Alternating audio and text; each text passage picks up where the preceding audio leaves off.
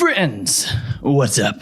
Ash here with Gents. How you doing? I asked you guys a little while back to take into consideration everything in a fragrance purchase. So the presentation, the smell, the price, all that stuff. And you guys tell me, what is the best fragrance buy on the market? So just like the number one sickest buy, where when you think about it, you just go, man, that right there, that's the best thing ever. Because the bang for your buck is there, the look is there, the smell is there. It's all there. It's the complete package. And you guys responded, over 500 comments, and you told me what you thought the best bang for your buck, the best buy that you can make, what that is. And I have 12 of your choices right here. These were the top vote getters. So these are the ones that you guys think are just the creme de la creme. So let's jump into it. Let's go over these scents.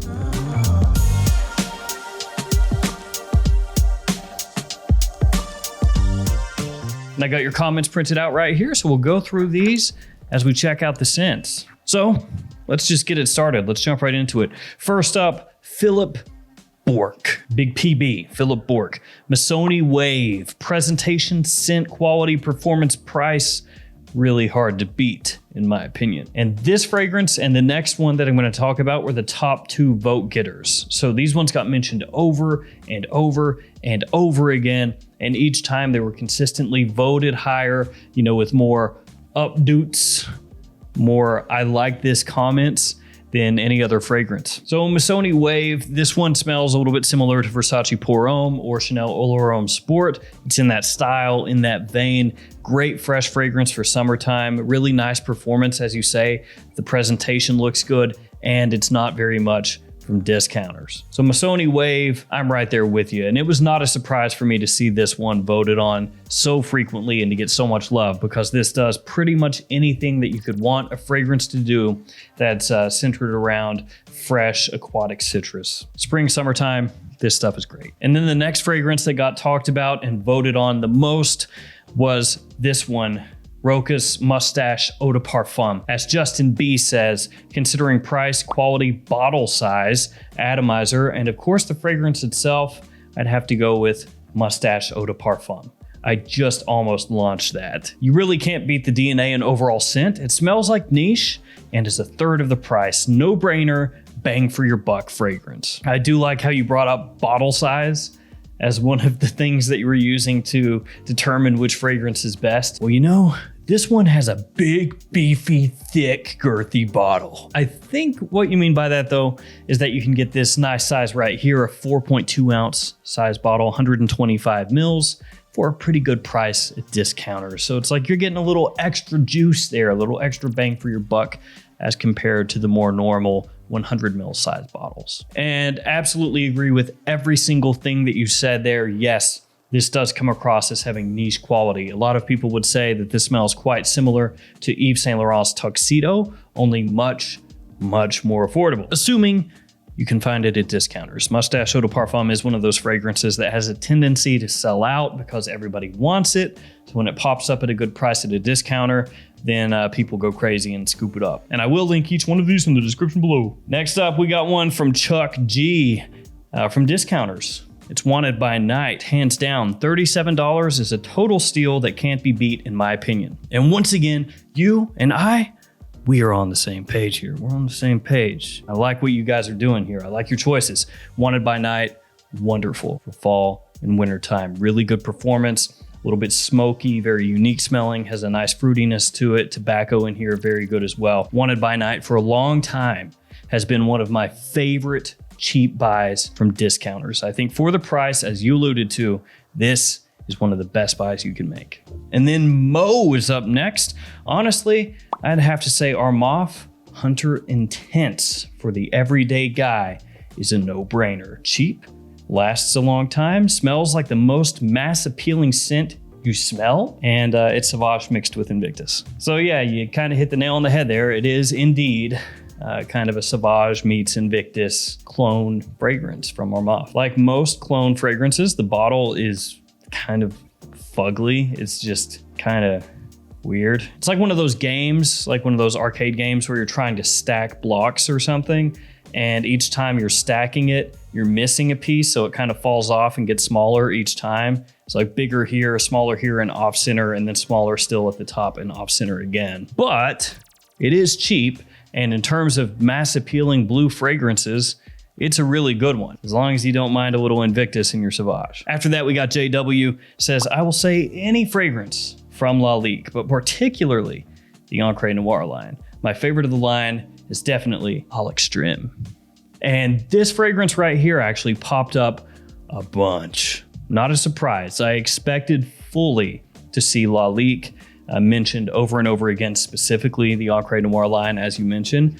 But it was kind of interesting to see that this one got mentioned more than the original and also more than Encry Noir Sport. Now, this is quite similar to the original Encry Noir, but this one is a little bit deeper, richer, and has a nice balsamic resinous backing to it that is missing in the original. But you still get that vetiver, you get that cypress, you get that rootiness, you get that, frankly, amazing quality for the price, because this is quite cheap. Really nice performance, and definitely one of those types of designer fragrances where you could hold this up and say, man, this right here, this is niche quality. I do have to mention that even though Encry Noir, Encry Noir Sport, Encry Noir Al Extreme are very hyped, and for good reason in my opinion, they're not safe blind buys, especially if you're just getting started, but the quality is definitely there for the price. Up next, Kaz, he says, if you can find it and it's discounted, I'd say Aqua Dujo Profumo. Great performance and has depth, mass pleasing and signature scent worthy. Only drawback, it's familiar because of the DNA, but still has its own path that it walks. Yes, Aqua Dujo Profumo, I can't escape it, man. Every time, but that's okay. I know that you guys love this fragrance so much, and I understand why. It's just like back in the day when I was wearing Aqua Dujo every single day when I was younger. I mean, when a fragrance works for you, and it works for you that well, there's no denying it. You just reach for it over and over and over again. Gotta show it love. So Aqua Dujo Profumo, again, one of the biggest vote getters, and actually this one was brought up many times, as was Aqua Dujo Profundo. So yeah, Aqua Dujo always holding it down on these lists. Profumo making an appearance. Then we got Versace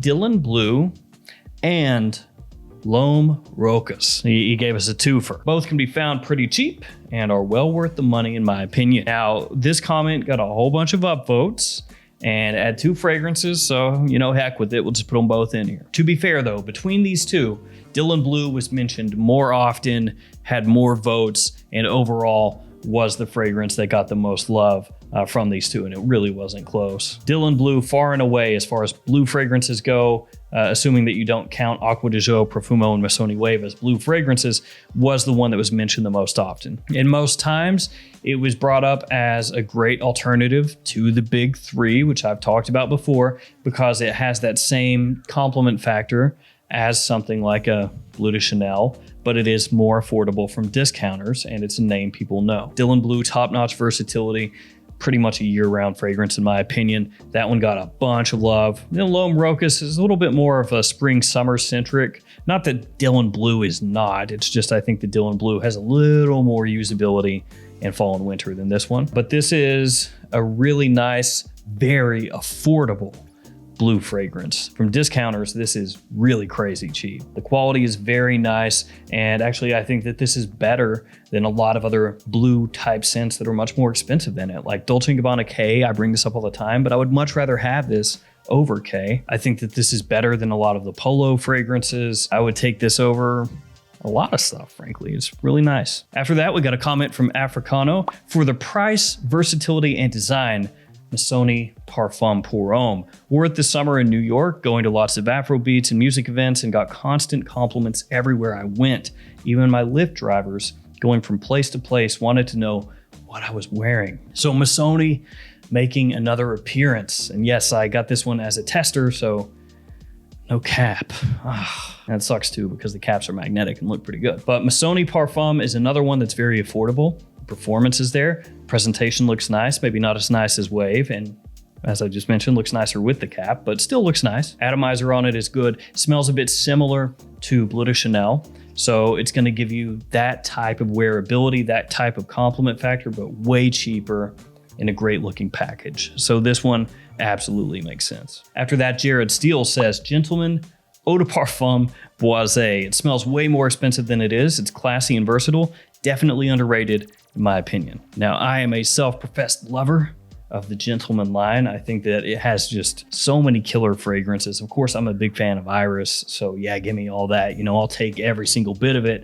This one has, you know, that similarity to the Eau de Parfum, but it's more easily worn. It's more versatile. So you can pull this off in more situations across more seasons instead of just being lumped in as like specifically just a late fall and wintertime fragrance like the Eau de Parfum is. This one you can wear pretty much fall, winter, or spring. Very classy, very sexy smelling, very gentlemanly as the name would suggest. Really great stuff. I'm a big fan of the line, so yeah, I'll take that one. It is more expensive than a lot of the other ones here at discounters, but I'm not gonna argue the pick. And then last up we got Cole, and he also gave us 2 fragrances. Bentley from Absolute is pretty remarkable for the price, and then Legend Eau de Toilette from Mont Blanc is another cheapie that I will always recommend to people just starting out with fragrances. It's a compliment monster. And then he did also say that Tobacco Oud, if you have a little more money, is a nice choice. That one, bang for buck wise, I think is a little bit of a harder sell because it is obviously quite expensive being a Tom Ford, and as you correctly point out, your results will vary with that one. That one is quite divisive. So that's the type of fragrance that a lot of people are gonna go, no, that's not a good bang for the buck. But if you love it, then I guess anything can be a good bang for the buck. So Bentley from Absolute, I agree. This stuff, really nice quality, kind of like you would expect from Bentley fragrances, frankly. I mean, they don't cost that much from discounters, but the smell, whoo, fire. And this one is actually a little bit similar to Gucci Pour Homme, which is discontinued and quite expensive. So something like this costs a lot less, the quality is there, and it's gonna get you similar to a fragrance that's in high demand and low supply. Nice. And of course, Legend Eau de Toilette. I mean, everybody knows about this guy, this cheapy gem right here because it smells similar to Fierce from Abercrombie & Fitch. And Fierce is just one of those fragrances that took over the world when it came out. Like everybody was wearing that stuff. It was like, you know, some sort of brainwashing serum. You would walk into a mall and it was just like, Fierce, start leading you into the Abercrombie & Fitch store. Buy overpriced jeans, buy overpriced t-shirts, and also buy this bottle of the guy pulling his pants down. But then Legend came along, and like a Legend, it gave us something similar to that for much less. And as you say, great compliment puller, because anything, frankly, that smells really close to Fierce is gonna be that. So there we have it, 12 fragrances that you guys say are some of the best buys that you can possibly make. And most of these scents here are really attractively priced, we'll say, at discounters. There are a couple that even at discounters are not going to be marked off heavily, but the rest of them typically are. And so with everything in mind, the presentation, the smell, the price, all that stuff, I think you guys did an awesome job. This is a great list. So again, all of them linked below. I want to thank you guys for hanging out with me. I'm running a tournament right now in the community tab of the YouTube channel, so feel free to hop on there and cast your votes, and those will be in a future video. Stay safe out there. I'll see you again tomorrow. See you guys later.